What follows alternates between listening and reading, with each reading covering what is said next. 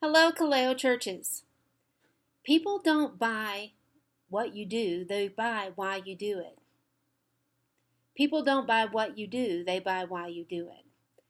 You may remember that quote from Simon Sinek, organizational consultant, that I quoted back in the first week of this Kaleo video series.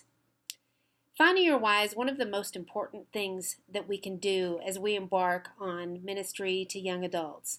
And last week we talked about 4 steps to beginning your path to understanding your own why. First is to gather your stories, to pick up those peaks and the valley experiences that you think have impacted you in the most meaningful, profound ways. The second is to share those stories. Share those stories with other people, trusted colleagues and friends who you might be able to provide good input on those stories and how they think that it might have shaped you. The third is to find your themes among those stories. What are the big lessons that God has been teaching you through those peaks and valley stories? And finally, start with a draft of your why.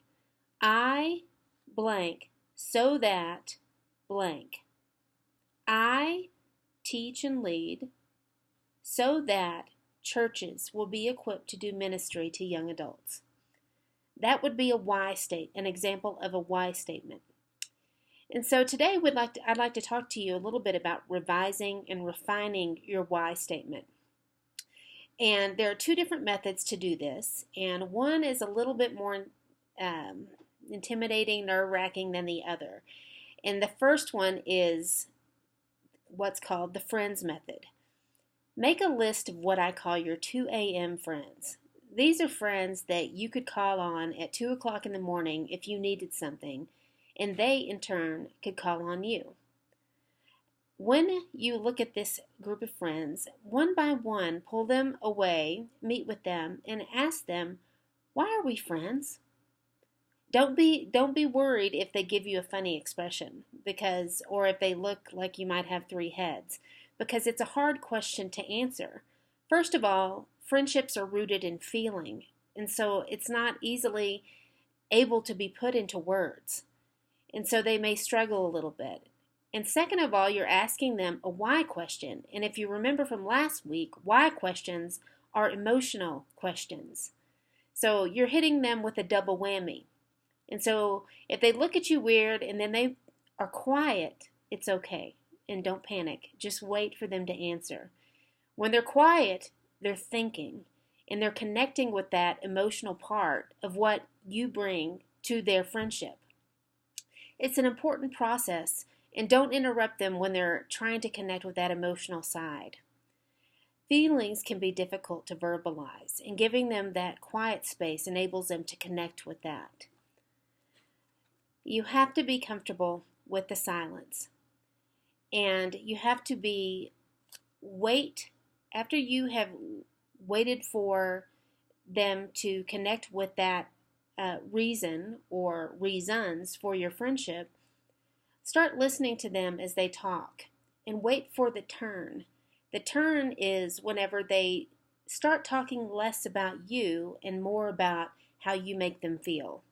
Well, they say, maybe I don't feel as intimidated by my boss because you're a source of constant encouragement to me. Or I'm friends with you because you encourage me to try harder things and you challenge me. Or I'm friends with you because you inspire me to be a stronger Christian. These are things that they are telling you about how you impact them, which in turn translate into your why. Because your why is connected to how you make other people feel, and who better to know that than your very closest friends. So that's one way to revise your why and refine it. Another way is what I like to think of as the Stephen King method.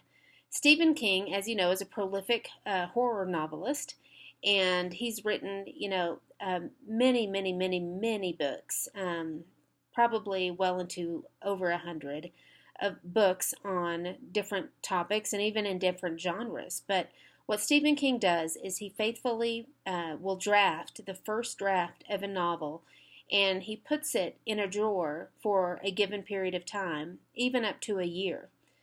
And after the year has passed, or after the given time has passed, he'll revisit that novel, pull it out of the drawer, and revise it. And so that's another way that you can refine your why, is to put it aside for a few days, maybe even a few weeks. And then after a little bit of time has passed, review it and consider the different experiences, the different relationships, the different lifetime experiences that you've had, the ministry opportunities that you've had, and in light of all that, start to refine your why statement.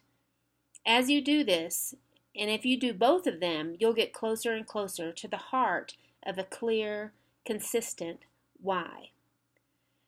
Join us next week as we wrap up our discussion of why with a larger discussion and a larger look at what is the why of the Kaleo Project in today's postmodern society. Thank you all. Hope you have a great day.